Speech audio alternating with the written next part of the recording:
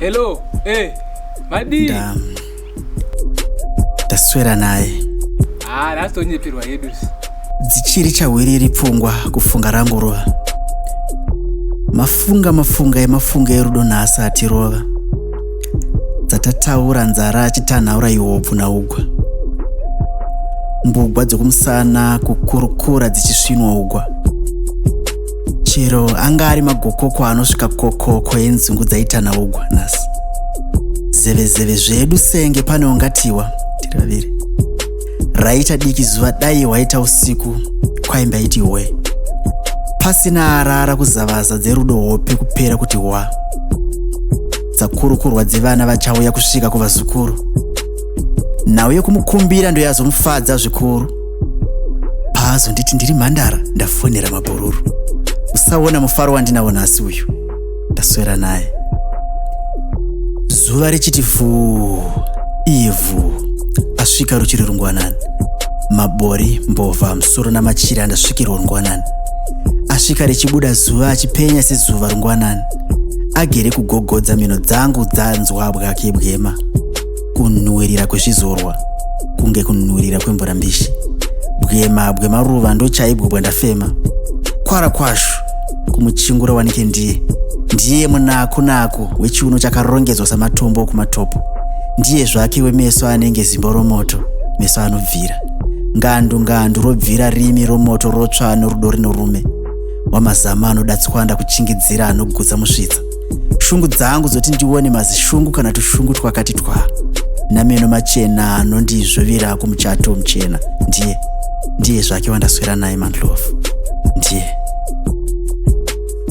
Haina kupera nguva ndotoda kuswedera mujinga. Sejongosi ndiye papara ndiye pizu kundidzinga. Garwe haridyi chebamba charo chinozane ronga. Shodi yemuhuro ndoye mudzikamisa iye zototo oswedera mujinga. Sheverere serunyoka runosheverera nomuberere ndodzikisa maoko chinyerere. Muromo kufemereka samadhonza arima munonyudza. Pfungwa dzoti apa akangovaraigwa chete ndingamunyorodza rumunyu senyama yakanyena pagango. Angu maoko asina tsika hawo kumema munda achitsika pasingatsikwe. Chisa achiyeri musi wacharimwa hezvo ndosvika pasingasvikwe. Yangova iyowe maiwe kani mama kani wondiuraya sezvinonzi ndakapakata bakatwa. Asikana iri bakatwa muchanakwa asikana. Mama kani sezvinonzi vakauya mai tinopamira. Naiva havangapamiri kuti bama makuona. Ndaswera naye. Zvandikurira ngoma ndoda kunzwa kwaikurira. Dzachitandira tsinga ndo wakuda kutura svinga. Ndichiti ndichinoti pandangoti ndichinoti. Iye zvinozezera ndazvipa kwauri mujaya. Ndakazvichengeta asi ndazogaya mujaya. Chindizorodza panyota iyi chinguri ndarira mujaya. Gwadira nyasi rukova kutedza yava nyanzva pamawere. Ndichiti ndichinoti pandangoti ndichiti. Pondoda kunodai. Ndo panda kunetseka kutsanangura apa. Ndaipangura iyo dedzi rachizviita engara suka ingura. Ndo pandabva ndapinda mune umwe mupanda. Ndakuda kuita ukuponda chiponda moyo. Ndo pandakukakama pondoda kupinda.